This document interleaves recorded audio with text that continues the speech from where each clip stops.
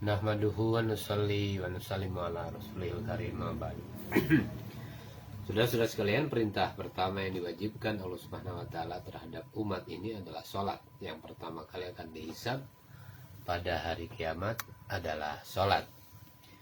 Saudara-saudara sekalian, maka kita perlu memikirkan keadaan kita, bagaimana usaha menjaga sholat kita agar sholat kita diterima oleh Allah Subhanahu wa taala. Saudara-saudara sekalian, maka kita hendaklah takut kepada Allah Subhanahu wa taala di dalam masalah sholat ini.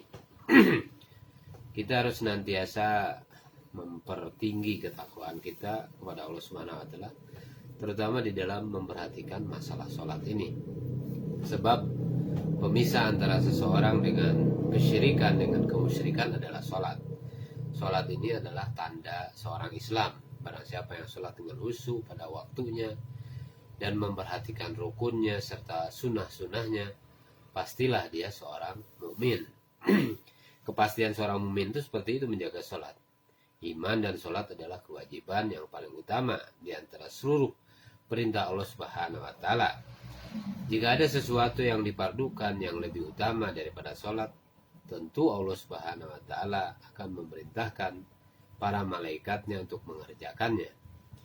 Sebagian malaikat ada yang ruku dan sebagian ada yang sujud siang dan malam. Ini dilakukan para malaikat.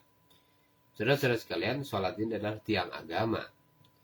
Sholat ini menghitamkan muka setan, maksudnya menghinakannya. Sholat ini cahaya bagi orang-orang yang beriman.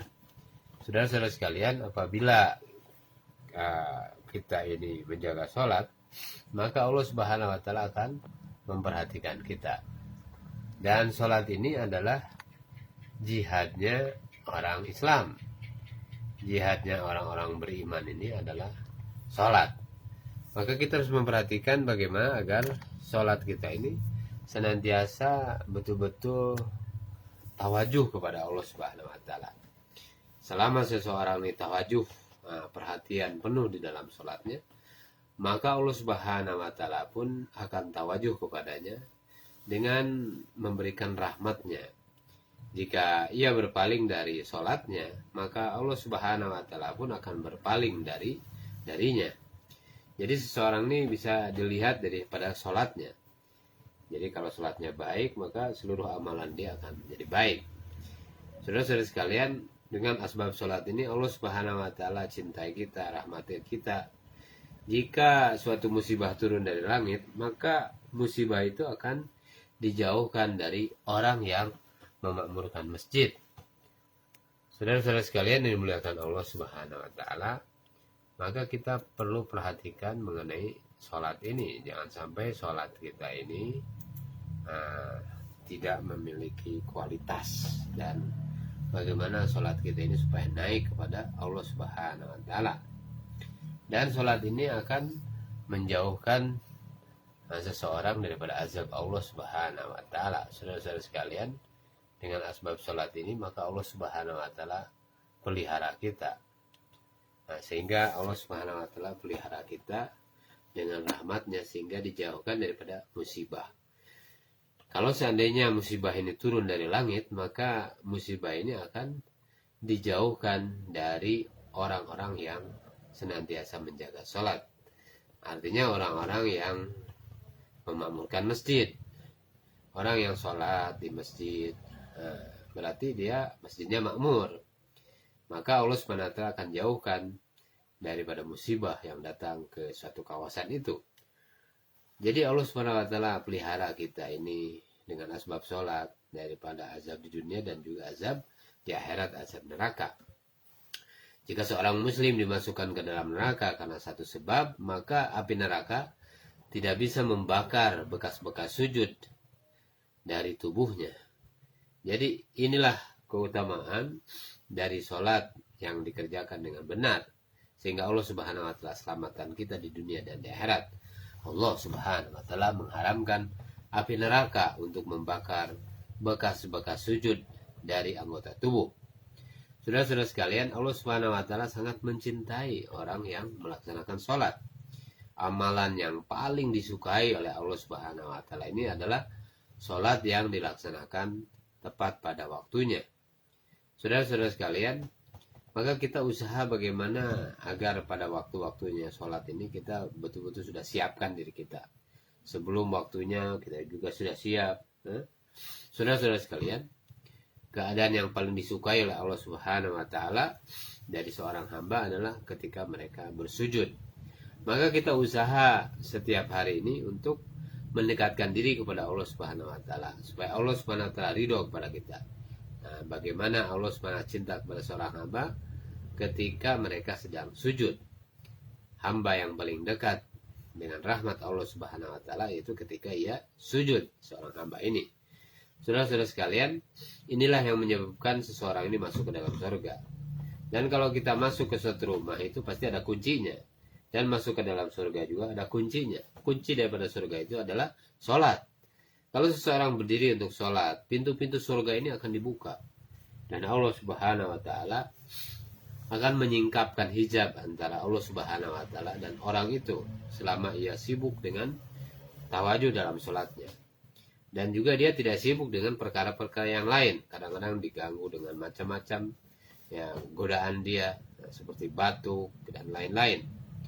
Saudara-saudara sekalian dimuliakan Allah Subhanahu wa taala, orang yang sedang sholat ini adalah seperti mengetuk pintu Allah Subhanahu wa taala, pintu raja di raja. Nah, pasti pintu ini akan selalu dibuka kalau kita senantiasa mengetuk daripada Allah Subhanahu wa taala. Oleh karena itu saudara-saudara sekalian, bagaimana salat kita naik kepada Allah Subhanahu wa taala. Salat kita ini meningkat hari demi hari. Inna sholata tanha 'anil fahsya'i wal munkar.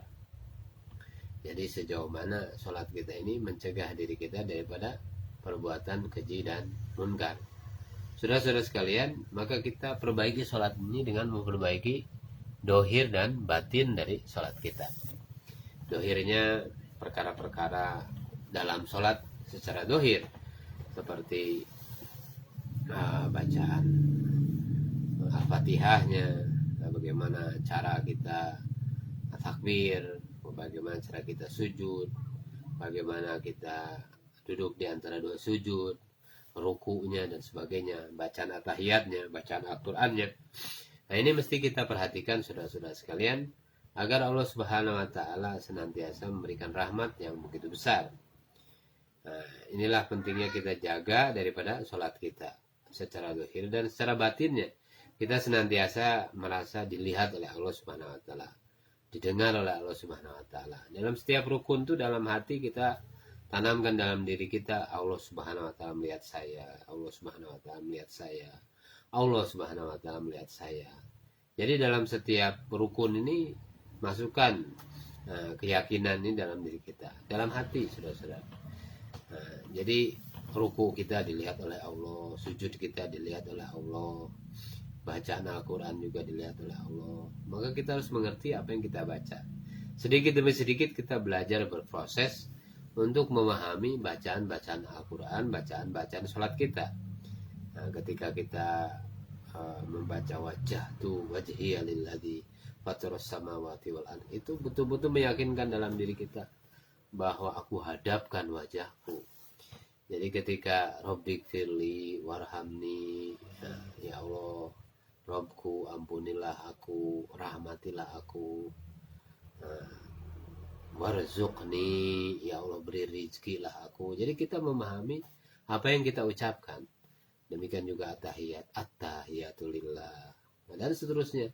Jadi bacaan-bacaan demikian ketika sujud juga subhana rabbiyal a'la, subhana rabbiyal a'la. Ditanamkan dalam hati bacaan-bacaan itu. Yang utama sekali ini kita mendakwakan perkara sholat. Nah, seperti saya sekarang menyampaikan kepada saudara-saudara sekalian, itu adalah bagian dalam usaha mendakwakan sholat tadi, mendakwakan pentingnya menjaga sholat agar apa? Hakikat sholat itu wujud dalam diri kita. Kita mendakwakan sholat itu bukan berarti orang lain tidak sholat. Atau kita mendakwakan sholat itu adalah untuk mengajak dia kepada sholat, bukan. Tapi kita mendakwakan sholat supaya hakikat sholat ini wujud dalam diri saya. Nah, demikian pemahaman kita ini harus kita perhatikan. Nah, sholatlah kamu, maka sholat itu akan memperbaiki kehidupan kamu.